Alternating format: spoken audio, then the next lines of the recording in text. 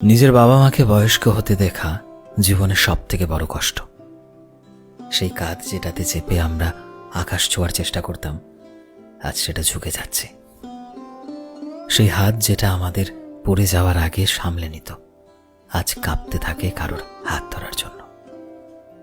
সেই চেহারা যেটা হাসি মুখে দিন শুরু করত, আজ অস্বস্তি আর চুপ থাকার মাঝে আটকে গেছে। কখনো যে হাতের মাঝে আমরা খেলনা ধরতাম, আজ সেই হাতের মাঝেই তাদের জন্য ওষুধ থাকে। কখনো যে হাত ছুটে গিয়ে আমাদের ধরার চেষ্টা করত, আজ সেই হাত ধীরে ধীরে লাঠির সাহায্য নিচ্ছে। কখনো যে সময় ঘরের মাঝে তাদের হাসি গুনগুন করত, আজ সেই ঘরে শুধু ঘড়ির টিকটিক আর চুপ থাকা বিরাজ করে। তখন সময় ছিল, কিন্তু বুঝতে পারতাম না। আজ বুঝতে পারি, অথচ সময় নেই।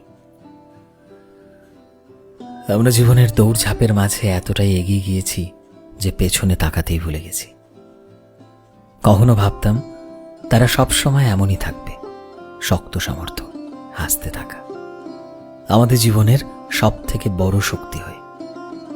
কিন্তু আজ বুঝতে পারি, সময় শুধু আমাদের বড় করে না, বরং সেটা আমাদের বাবা মাকেও বৃদ্ধ বানায়।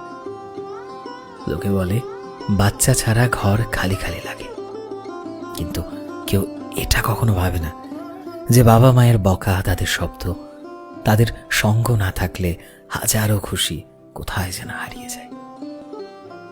সেই বকা যেটা ছেলেবেলায় সব থেকে খারাপ লাগতো, আজ সেটাই সবচেয়ে পছন্দের স্মৃতি হয়ে আছে।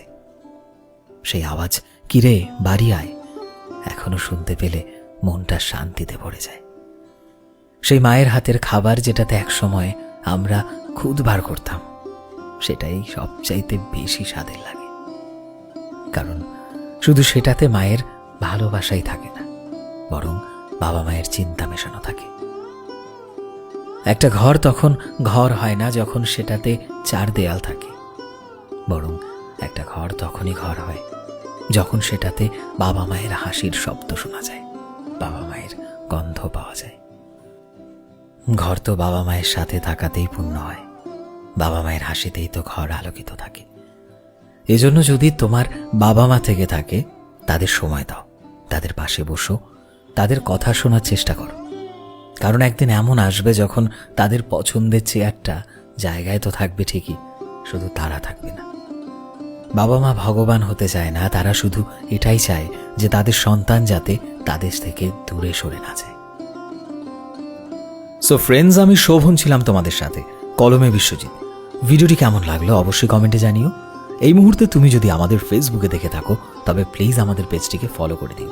চ্যানেলে নতুন হলে প্লিজ চ্যানেলটিকে সাবস্ক্রাইব করে দিও। আর যারা অলরেডি সাবস্ক্রাইব করেছো, তোমাদের সবাইকে অসংখ্য ধন্যবাদ। দেখা হচ্ছে নতুন একটা দিনের নতুন একটা ভিডিওতে। টিল দেন সবাই ভালোবাসায় থেকো এবং সবাইকে ভালোবাসায় রেখো। Thank you.